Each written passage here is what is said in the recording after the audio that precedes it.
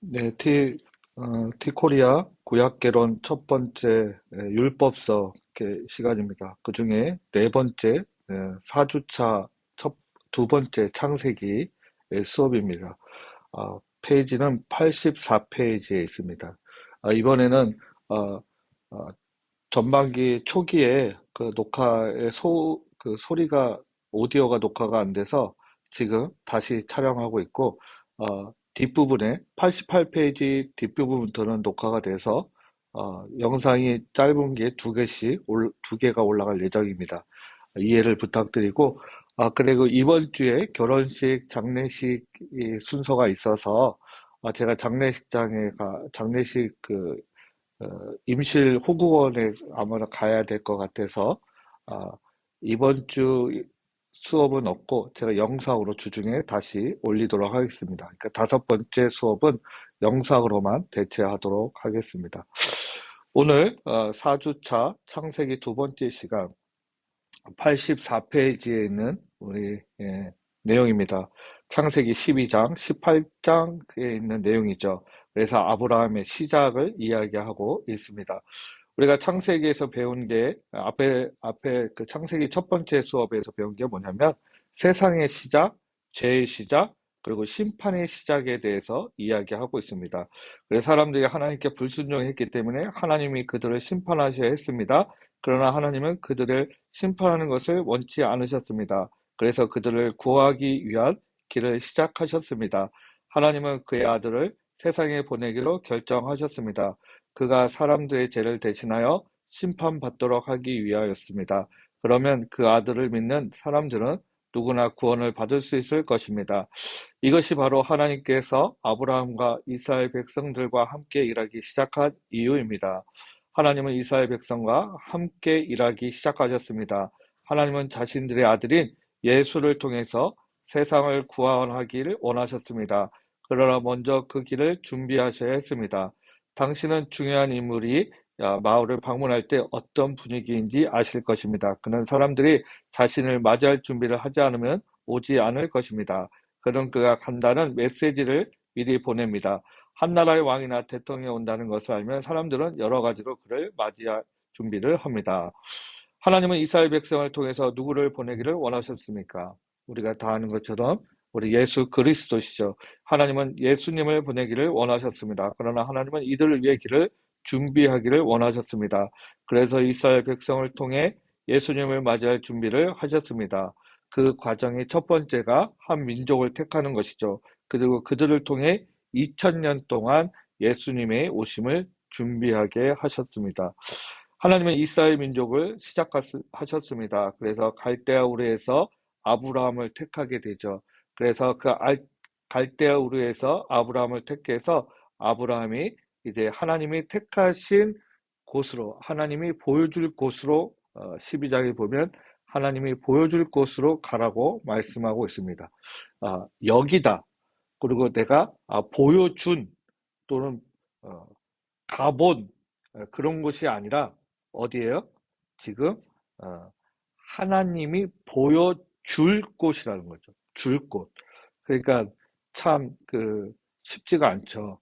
내가 가본 곳이나 아니면 경험한 곳이라면 그래도 갈 수 있을 텐데 지금부터 2000년 이전, 그러니까 거의 한 3000년 이전에 우리가 가보지 못한 곳을 간다. 이것은 사실은 쉬운 곳이 아니죠.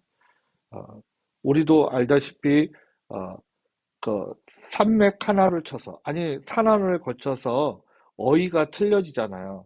하다못해 그 어휘가 틀어지는 그곳이 우리나라 역시도 그런데 같은 전라도라도 발음이 틀려지고 경상도라도 마산과 울산 또 마산과 부산이 발음이 틀려지는 것처럼 이 전라도에도 그 관용적으로 사용되는 언어들이 틀려지는데 하물며 그 삶의 문화들이 어떻겠습니까? 우리가 생각할 때는 고대 사회가 그냥 원시 부족 사회라고 생각할 수 있지만 어쨌든 그들의 삶이 있었고 그들의 생활이 있었습니다. 근데 갑자기 그 모든 것을 내려놓고 출발하게 했다. 이것은 사실은 쉽지 않죠. 근데 아브라함에게, 그 아브라함이 아니라 아브라함이죠. 창세기 12장 1장 1절 이하에 나오는 그 아브라함은 하나님이 처음에 나타나셔서 내가 내게 보여줄 땅으로 가라 할 때 온 가족, 그러니까 자기가 가장 가까운 가족들을 부모를 모시고 이제 출발하게 됩니다. 그래서 그 여정을 통해서 하란에 가게 되고 그 하란에서 아버지가 2년 정도, 대략 학자들은 고고학자들은 역사학자들은 2년 정도를 이야기하는데 2, 3년 또는 1, 2년 정도 머물면서 데라의 죽음을 맞이하게 되고 즉 아버지의 죽음을 맞이하게 되고 그때 다시 한번 하나님께서 아브라함에게 나타나셔서 인도하시는 그 길을 이제 출발하게 됩니다. 그러면서 아브라함에게 약속하신 것이 있죠. 창세기 12장 1절 이하에 보면 하나님은 아브라함이 큰 민족의 조상이 되라고 약속하셨습니다. 하나님은 그에게 가나안 땅을 주시기로 약속하셨습니다. 하나님은 그를 통해서 모든 족속이 복을 받으리라고 약속하셨습니다. 이 약속에 따라서 아브라함의 여정이 시작되고 그리고 우리의 신앙의 여정도 거기서부터 출발하게 됩니다. 즉 아브라함은 뭐 그 고대 근동 지역 그 비옥한 초승달 지역이라고 얘기하는 그 애굽에서 가나안과 그리고 바벨론 그 지역 또는 페르시아 그 지역을 이렇게 비옥한 초승달 지역이라고 하는데 어쨌든 어, 내가 알 수 없는 곳, 경험하지 못한 곳을 간다는 것은 쉬운 게 아닙니다. 하물며 우리도 도시에 살다가 귀촌이라는 명목을 가지고 내 부모의 고향 또 내가 어렸을 때 살았던 그 시골로 가는 것도 커다란 그런 뭐라죠? 어, 결단을 해야 되고 매우 고민과 생각을 해야 갈 수 있는데 하물며 우리 역시도 그런데 지금 그 고대 사회에서 자기가 살던 곳에서 떠나간다? 이것은 사실은 쉽지 않죠. 그래서 어, 아브라함 믿음이었는지 믿음이 뭐 아닌 그런 두려움이었는지는 저도 뭐라고 이야기할 수는 없겠지만 이게 쉬운 게 아닙니다. 근데 어쨌든 아브라함은 가족들과 지금 출발해서 하나님의 그 약속에 따라서 움직이고 있습니다. 그러면서 그 아브라함이 그 아들을 또 믿음에 대해서 이야기하시고 그 믿음을 또 시험하사 그 아들을 모리아산에서 바치게 하시고 또 극적으로 그 아들을 이삭을 구원해 주셔서 이제 어, 다시 아브라함 믿음을 보시고 아브라함 믿음이 조상이 되는 그런 여정을 우리에게 보여주고 있습니다.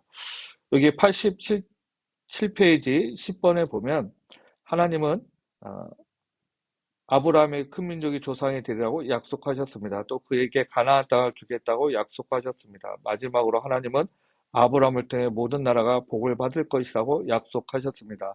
아브라함은 이 약속이 무엇을 뜻하는지 몰랐습니다.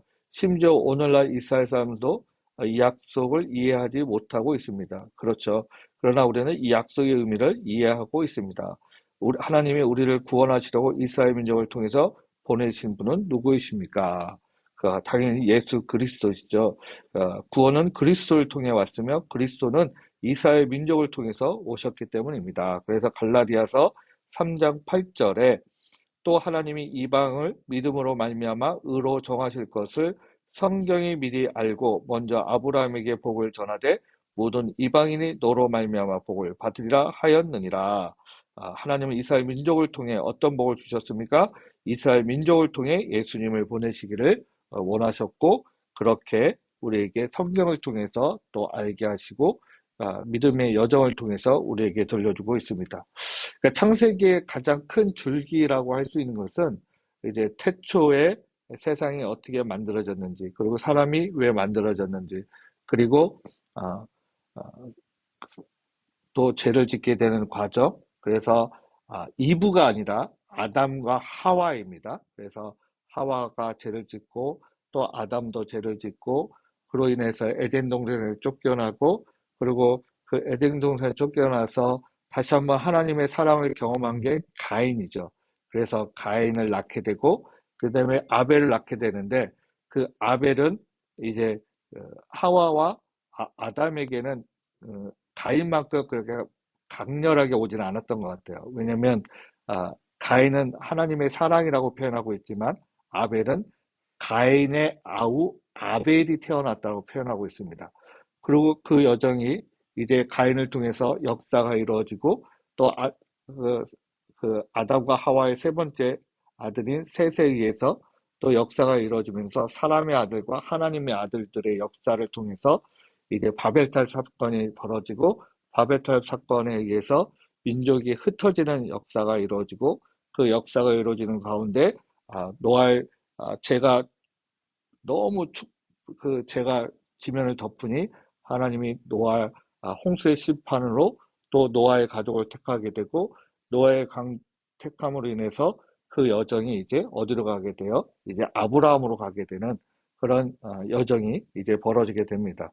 그런 여정을 통해서 이제 아브라함이 벌어지고 또 아브라함을 택하사 이동했지만 하란에서 머물러서 다시 나타나셔서 하란에서 가나안 땅으로 들어가게 되고 또 그 가나안 땅에서 가뭄으로 인해서 다시 애굽으로 내려가게 되고 애굽에서 그 사라인 아내를 누이라고 표현해서 우여곡절 끝에 이 애굽에서 많은 재산을 또 취하게 되고 또 재산을 취해서 이동하는 과정 속에 자기 조카인 롯과 땅을 다투게 되고 그래서 롯이 원하는 곳을 택하고 그 반대편에 아브라함을 택하게 되고 또 그 이민족 간의 갈등으로 인해서 롯이 납치되고 재산을 빼앗기는 과정 속에 재산을 차지하고 그리고 아비 그 멜기세덱이라는 사람이 나타나서 멜기세덱의 그 제사장이라는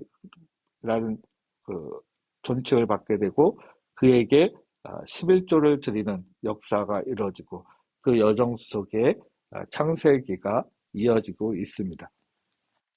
우리가 창세기를 크게 막 자세하게 우리가 지금 여기서는 살펴보진 않지만 그런 여정 속에 이제 아브라함의 아들인 이삭, 또 이삭이 아내를 얻는 과정, 그리고 또 그 이삭이 에서와 야곱을 낳게 되고 야곱이 그 하나님의 약속 또는 그런 기다림이 없이 조급해하고 자기가 성취하려고 해서 부모를 속이고 또 아버지를 속이고 그래서 대피해서 자기 삼촌 라반의 집에 갔지만 본인이 속였던 그대로 삼촌에게 속는 그래서 20년이 넘는 세월 동안 우여곡절을 겪게 되는 거죠.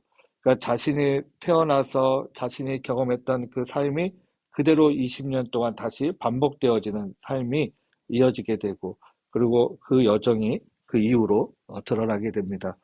우리가 창세기를 통해서 우리의 삶의 여정을 고민하시고 또 생각하시고 또 다시 한번 그 88페이지 이후로 다시 한번 언급되는 이야기를 나누도록 하겠습니다. 어쨌든 창세기는 세상의 시작, 죄의 시작, 심판의 시작으로 이어지고 있다. 그 정도로 전반기의 이야기를 하고 또 후반 영상을 통해서 다시 들어가도록 하겠습니다. 감사합니다.